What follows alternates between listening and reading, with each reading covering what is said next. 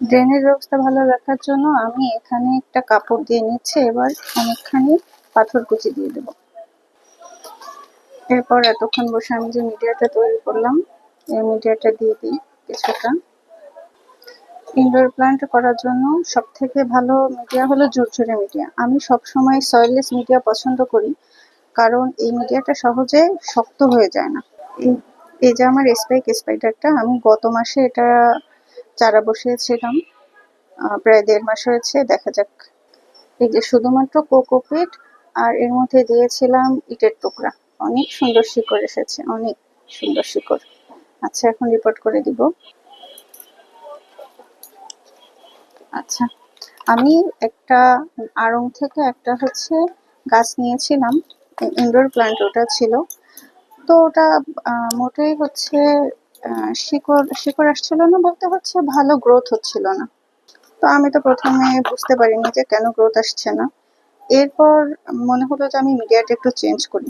Media change করতে গিয়ে দেখি ওটা একদম মানে মিডিয়াটা একদম কাঠের মতো শক্ত হয়ে আছে। মানে ওরা শুধুমাত্র মাটিতে গাছটা লাগিয়েছে, আর হয়তোবা গোবর সার দিয়েছে কিনা আমি জানি না, হয়তোবা দিয়েছিল। তো যাই হোক, ও মিডিয়াটা একদম কাঠের মতো শক্ত হয়ে আছে, তো কিভাবে গাছটা বাড়বে? তো সেক্ষেত্রে আমি আসলে বুঝতে পারলাম যে ইনডোর মিডিয়া আলাদা করে তৈরি করার কত উপকারিতা। আমি যে সবসময় বলি যে ইনডোর মিডিয়াতে মাটি দিবেন না, বা মাটি দিলেও খুব বেশি হলে 30%, এর বেশি কোনো মতেই দেওয়া যাবে না। কারণ কি, যখন কোনো গাছ মানে নার্সারিতে ওনারা গাছ যখন রাখে, তখন দেখা যায় ওনাদের গাছ খুব তাড়াতাড়ি সেল হয়ে যায়। তো মাটিটা আর ওনাদের এটা নিয়ে এত চেক করার দরকার হয় না। কিন্তু আমরা যখন বাসায় আনি, আমাদের এই যে পরিবেশ, মানে বাসার যে পরিবেশ, এই পরিবেশে মাটিটা খুব দ্রুত শক্ত হয়ে যায়। তো যে কারণে আপনি যদি অ্যারোয়েড মিডিয়া মানে সয়েললেস মিডিয়া বা 30% মিডিয়া দিয়ে বাকিটুকু যদি আপনি সয়েললেস করেন, তাহলেও যেটা হয়, গাছটা হেলদি থাকে। আর মাটিটা মানে মিডিয়াটা সহজে শক্ত হয় না। গাছের জন্য মিডিয়াটা নরম থাকা খুব দরকার, যাতে শিকড় খুব সহজে ওরা শিরা উপশিরা চারিদিকে ছড়াতে পারে, ডালপালা মেলতে পারে আর কি। আচ্ছা, আমি এখন এইটাকে রিপোর্ট করে দিব। দুটাকে আলাদা পটে দিব, যেহেতু ছোট তাই 4 ইঞ্চির পট নিয়েছি।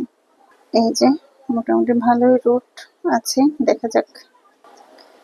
যেহেতু চারা গাছ, তাই ছোট পটে দিচ্ছি।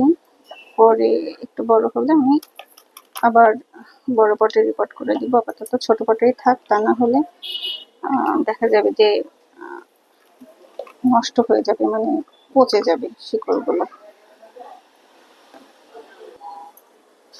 আমার পটিং মিডিয়ায় কিন্তু অনেক রাইস হাস্কি দেওয়া, কারণ রাইস হাস্কি দিলে মিডিয়াটা হালকা হয়।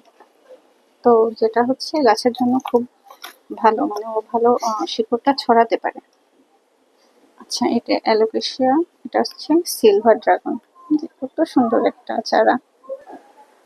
এই যে